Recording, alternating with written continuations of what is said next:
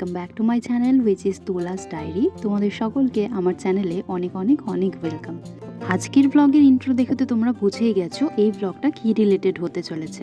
হ্যাঁ, পুজো তো চলে গেছে, বাট তোমাদের সাথে আমার কিছু মুহূর্ত শেয়ার করতে চাই। তো তোমাদেরকে আমি দেখাই যে আমি সরস্বতী পুজোর দিন কী শাড়ি পরেছিলাম। তো এই ব্লু কালারের শাড়িটা আমি পরেছিলাম, আর এখানে দেখতে পাচ্ছ আমি সব সাজিয়ে রেখে দিয়েছি, কারণ আমি একটু এক্সাইটেড আছি। জানো তো, প্রায় 2 বছর পর কিন্তু আমি এইভাবে সরস্বতী পুজোর জন্য বেরোচ্ছি। আমি ভীষণ এক্সাইটেড। তো ফাইনালি আমি কিন্তু একদম রেডি। আচ্ছা, তোমরা কমেন্টে অবশ্যই জানিও আমাকে কেমন লাগছে। তো চলো এবার বেরিয়ে পড়ি ঠাকুর দেখার উদ্দেশ্যে। পৌঁছে গেলাম মেট্রো স্টেশনে। আর সরস্বতী পুজো এমন একটা দিন যেদিন কিন্তু আমাদের শাড়ি পরাটা কিন্তু মাস্ট, এটা কিন্তু ছাড়া যাবে না। ওয়েট করছি আমার একটা অফিস কলিগের জন্য। আমরা দুজনেই ডিসাইড করেছিলাম সরস্বতী পুজোর দিনে বেরোবো, তো ওর জন্যই অপেক্ষায়। ছোটবেলার স্মৃতিগুলো হঠাৎ মনে পড়ে গেল। সকাল সকাল ঘুম থেকে তাড়াতাড়ি ওঠা, হলুদ মাখা, শাড়ি পরে অঞ্জলি দিতে যাওয়া, আরও কত কিছু। দেখতে দেখতে চলে এলাম টালা প্রত্যয়ে। টালা প্রত্যয়ের এটা প্রথম ঠাকুর, যেটা আমার খুবই ভালো লাগলো দূর থেকে দেখে। আর আমার বান্ধবী, মানে আমার বান্ধবী কাম বোন বলতে পারো, আমার অফিস কালিগ, ও ভীষণ ক্লোজ আমার। তো ওর সাথেই আমি বেরিয়েছিলাম। আর মায়ের মূর্তিটা দেখে ভীষণই ভালো লাগছিল। আর আমাদের বাঙালিদের 12 মাসে 13 পার্বণ, ভাগ্যিস ছিল, তাই তো আমরা হাজারো ব্যস্ততার মধ্যেও আনন্দগুলোকে উপভোগ করতে পারি। হাই এভরিওয়ান, এখন আমরা আছি, কোথায় আছি কঙ্কনা? এটা হচ্ছে টালা প্রত্যয়। টালা প্রত্যয়ে আছি। আমার বোনের মতন হয় আমার অফিস কালিগ। তো আমরা এখন এসেছি, আমরা এখন টালা প্রত্যয় দেখতে যাব। তো চলো যাওয়া যাক।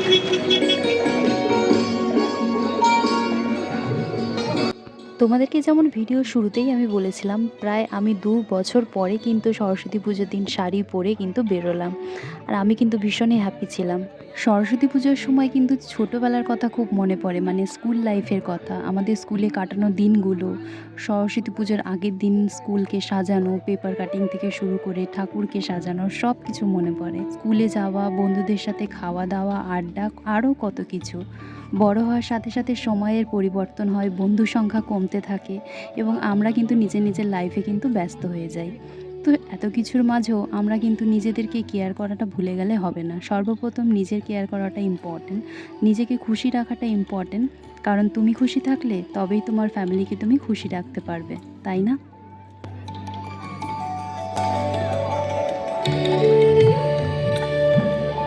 আর এদিকে দেখো মায়ের মূর্তিটা কত সুন্দর, আর এখানে পুরো মনে হচ্ছে যেন সাদা পর্দে ঢেকে গেছে। পুরো ব্যাকগ্রাউন্ডটাই হোয়াইটের মধ্যে রয়েছে, এত সুন্দর লাগছিল দেখতে। আর তার মধ্যে মায়ের মুখটা এত সুন্দর লাগছিল, সাদা শ্বেত পদ্মে যেন ঢেকে রয়েছে।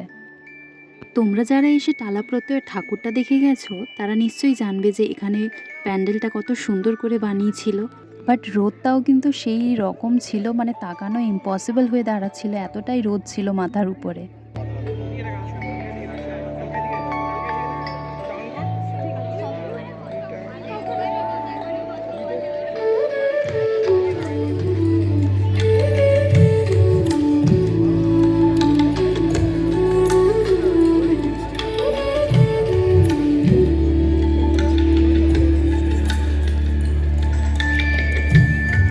তো ফাইনালি তোমরা দেখতে পাচ্ছ আমরা এখন টালা প্রত্যয়ে আছি।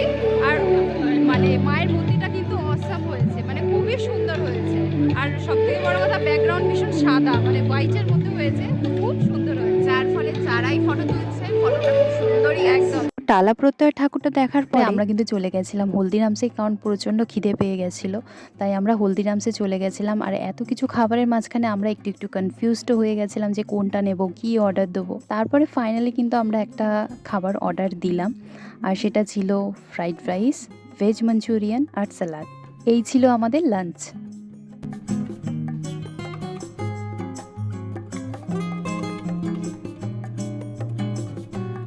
আর হলদিরামসের খাবার কিন্তু ভীষণ ভালো ছিল। আর এখানে বসে খেতে খেতে মনে হচ্ছিল দিনটা আমার কিন্তু একদম পারফেক্ট হয়ে গেছে। সিম্পল একটা দিন ছিল, কিন্তু আমার কাছে কিন্তু ভীষণ স্পেশাল ছিল। কেন, সেটা কিন্তু আমি তোমাদের আগেই বলেছি। आ गया हम लोगों का बटर स्कॉच।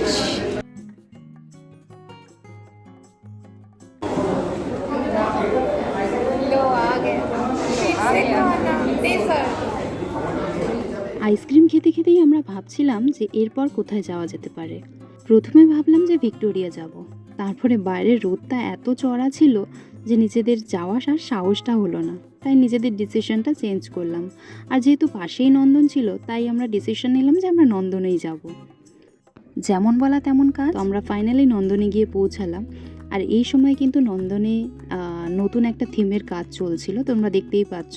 খুব সুন্দরভাবে কিন্তু সাজিয়েছিল।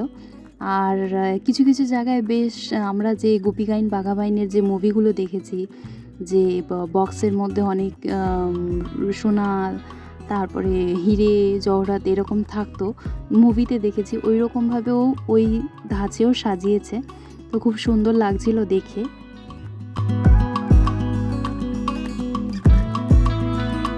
তো আমরা যেই সময় গেছিলাম, মানে আমরা তো সরস্বতী পুজোর দিনই গেছিলাম, তো ওই টাইমে কিন্তু কাজ চলছিল, ভিতরেও কাজ চলছিল। তো ভিতরে কি সাজিয়েছিল সেটা আর আমি জানি না, তো বাইরে দিয়েই যতটা তুলতে পেরেছি সেটাই তোমাদের সাথে শেয়ার করেছি।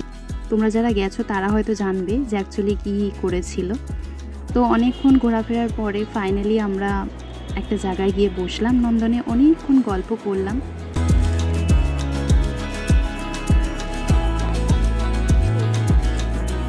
তো অনেকক্ষণ গল্প করার পরে অনেক মেমোরেবল স্মৃতি নিয়ে এবার বাড়ি ফেরার পালা। তো মেট্রো স্টেশনে পৌঁছে গেলাম আমরা, টিকিট কেটে এবার মেট্রো স্টেশনেই দাঁড়িয়ে আছি মেট্রো ধরার জন্য। তো তোমাদের আমার এই ব্লগটা কেমন লাগলো অবশ্যই জানিও, ভালো লাগলে লাইক কমেন্ট শেয়ার করো, সাবস্ক্রাইব করতে ভুলো না। দেখা হবে পরের ভিডিওতে, তোমরা খুব ভালো থেকো, বাই।